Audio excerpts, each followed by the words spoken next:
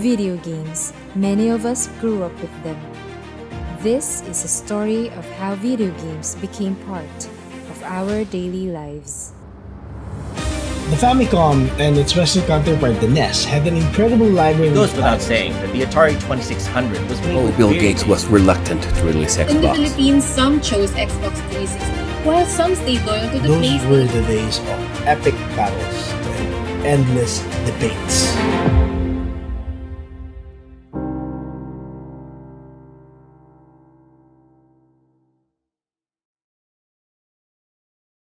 Piracy is generally an issue of economics. You either can't afford a game so you pirate it, or you can't get the game because you don't have access to it.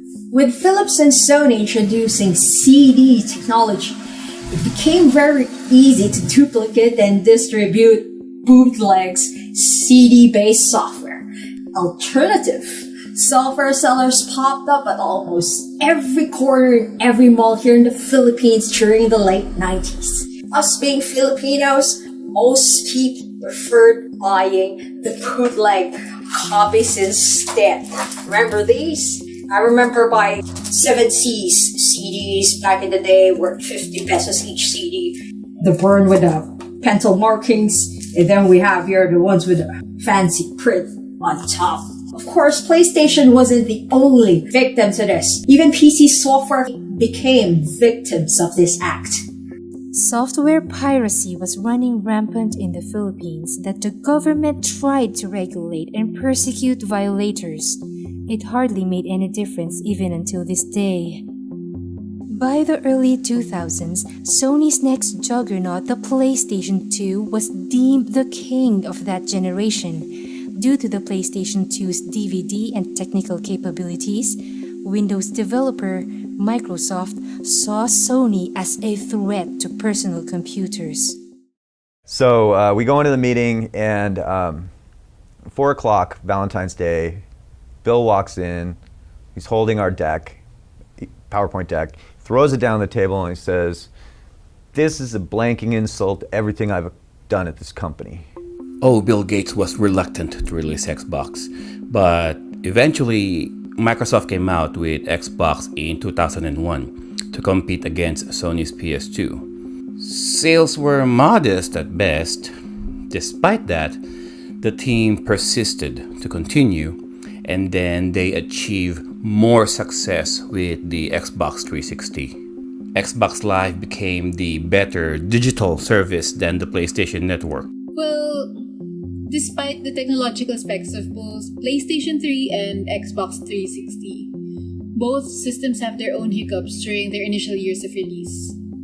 Sony and Microsoft were in a rush to outdo each other in terms of production, and each company had to cut corners to get ahead. I'm outside the Best Buy in Midtown.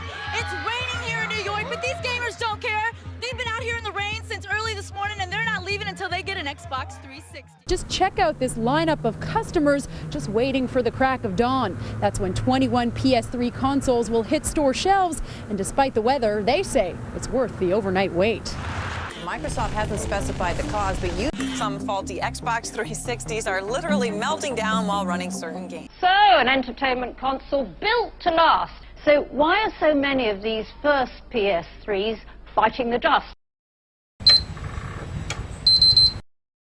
LED was banned to be used in electronic devices in 2006. LED has a high melting point. Take that away, you have to use LED-free components. And this ultimately caused overheating of both consoles, which by design were not sufficient to handle that kind of heat. We call it the lights of death.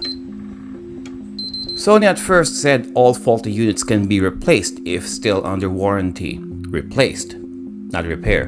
Microsoft, on the other hand, remedied the situation by telling the owners to send all faulty 360s back to be repaired, all of them, for free. And it cost Microsoft $1 billion just for that. It's funny how the 7th generation of consoles was defined by these lights of death. But Microsoft came out the better than Sony in terms of customer service.